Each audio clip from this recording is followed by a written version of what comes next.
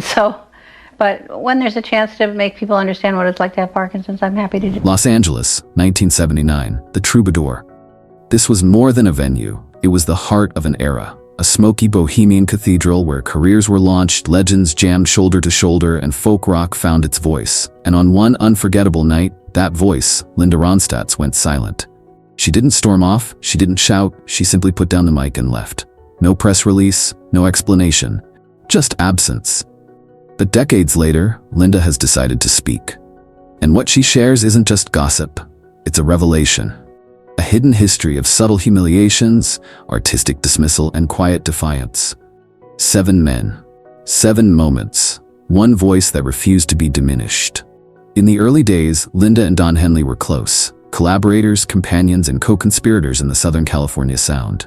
He was the drummer in her backing band before the Eagles soared. Their chemistry was undeniable, both musically and personally. But fame changes people. One night at the Troubadour, during a casual jam session, Linda offered a harmony line, a small suggestion to improve a song's dynamics. Henley laughed. Not in amusement, but in condescension. "Stick to singing, Linda," he said, loud enough for the whole room to hear. The laughter that followed wasn't hers. She didn't argue, she didn't cry. But something broke. A sense of trust, an unspoken agreement that artistry should be respected, regardless of gender. Henley went on to become a rock icon. Linda went home, humiliated. He was already a myth when she met him. Not just a singer, but a living symbol of rebellion, sensuality, and lyrical madness. Jim Morrison didn't walk into rooms, he drifted into them like cigarette smoke, slow and intoxicating, already halfway into another realm. To the world, he was the Doors' frontman, the rock god who turned pain into poetry. But to Linda Ronstadt, in one quiet corner of the Troubadour, he was something far less glamorous, a man who confused charisma with control. They crossed paths during a private after-show gathering, one of those post-midnight collisions of legends that defined the 70s LA music scene. Linda arrived with a friend, still dressed in her stage clothes, eyes tired but alert. Jim was already deep into a bottle of bourbon, reciting fragments of Baudelaire to a disinterested waitress, and swaying like a metronome between lucidity and intoxication. At first, their exchange felt harmless, even curious. Jim quoted something about decay being the muse of the beautiful, and Linda, amused, replied with a dry smile. But then came the moment. That subtle shift. He leaned in too close. His fingers traced the line of her sleeve without invitation. His voice dropped, not for intimacy, but dominance. And just like that, the air changed. When she pulled away, gently but firmly, Morrison scoffed. "You're one of the cold ones, huh?" he muttered, loud enough for others to hear. The comment wasn't just crude, it was strategic. A public dismissal meant to reclaim control after rejection. The others in the room glanced up briefly, then looked away. Business as usual. What struck Linda wasn't just the interaction, but how ordinary it felt, how expected.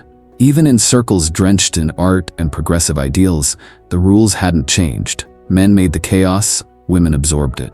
And if you resisted, you were cold, difficult, frigid. Morrison may have written verses about the divine feminine, but in that moment, there was nothing poetic about him. Linda never told the press, never wrote a song about it. She just logged the moment, not as a scar, but as a lesson. Even gods can be careless. And sometimes legends are just men with microphones and bad manners. To the outside world, a duet between Linda Ronstadt and Neil Young sounded like musical alchemy. The pairing of 2 generational voices, both rich with character and contradiction. But inside the studio walls, that partnership felt less like harmony and more like hierarchy. It began with promise. They met to explore a possible collaboration, spurred by mutual respect. At least, that's how it seemed. Linda came prepared, not just with vocal ideas, but with notes, arrangement suggestions, and a desire to contribute as an equal partner. But as the session unfolded, something became unmistakably clear. The space wasn't built for 2 visions. It was built for his.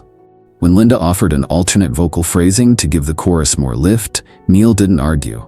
He simply didn't respond. He stared at the control booth, not her. Moments later, he ran the take again. Exactly the same. No adjustment, no conversation, as if her presence was decorative, not creative, as if she were there to echo, not to shape. What stung wasn't a fight, it was the absence of one. There was no room for disagreement because there was no recognition that her input belonged. The engineer, catching the tension, tried to bridge the silence. "Want to try Linda's idea?" Neil shrugged. "It's fine the way it is." And just like that, the door closed. Linda stayed for the session, sang her part, and left with a recording that sounded right, musically. But artistically, it was incomplete. Not because the notes were off, but because the collaboration was never real. She was an accessory to someone else's control, a guest in a room she helped build. The irony was sharp. In a world that praised Neil Young for his rawness, his resistance to conformity, and his pursuit of authenticity, Linda saw something else. A refusal to extend that same freedom to others, especially women.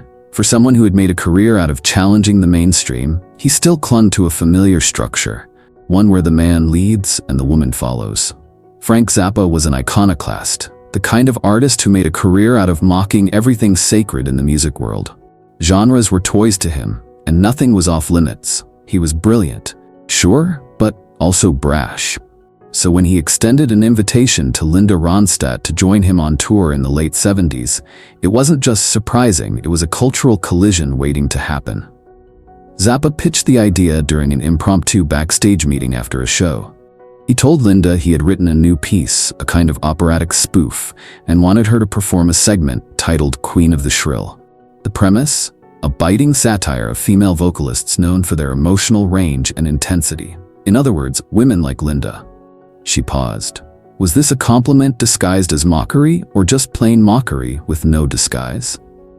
Zappa laughed, explaining that it was all in good fun, that she'd be in on the joke, and that it was a chance to show you don't take yourself too seriously. But the subtext was hard to ignore. To participate, she would have to reduce herself, or rather her entire identity as an artist, into a caricature for someone else's punchline. Linda declined, politely but firmly. She didn't need to prove her sense of humor to anyone. And more importantly, she wasn't interested in being rebranded as satire for the comfort of male egos who couldn't quite reconcile power with femininity. To her, this wasn't about one song. It was about a pattern.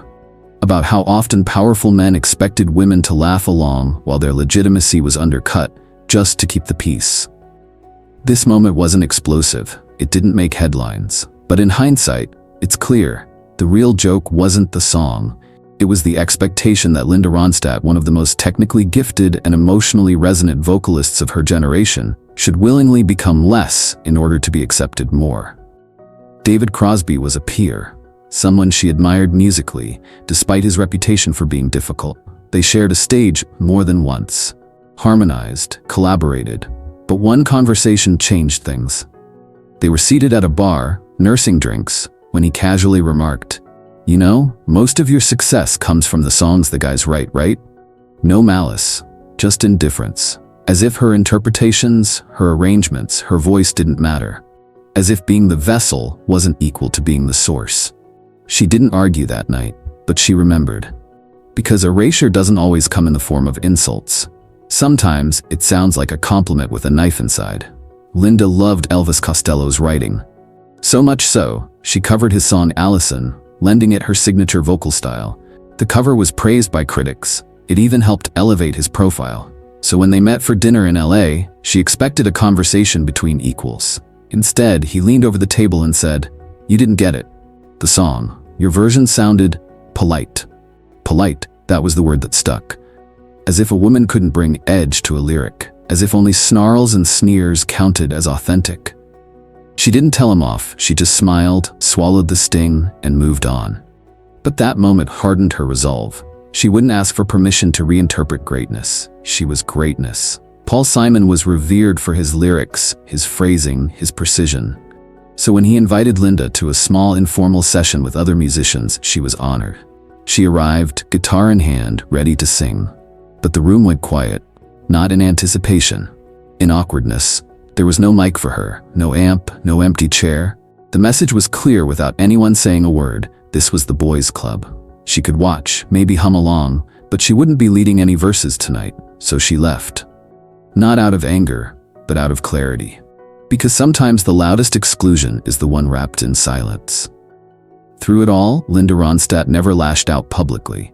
She didn't pen scathing memoirs or launch exposés. She let the music speak, and it did, louder than any headline ever could. But today, she's choosing to share these stories, not for revenge, but for truth.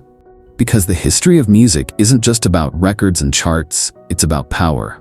And too often, power was reserved for the men in the room. Linda wasn't just a voice, she was a force. And the fact that she navigated an industry built to ignore her and still rose to the top is a testament to her strength. She walked out of the Troubadour that night because she knew what too many women are still learning. Sometimes, silence is survival. But eventually, every silence deserves to be broken. If you're moved by Linda's story, make sure to like this video and subscribe for more untold stories from the legends you thought you knew. And if you want more deep dives into the true history of music, check out our other videos. Follow us on social media for daily doses of insight, behind-the-scenes stories, and forgotten legends brought back to life.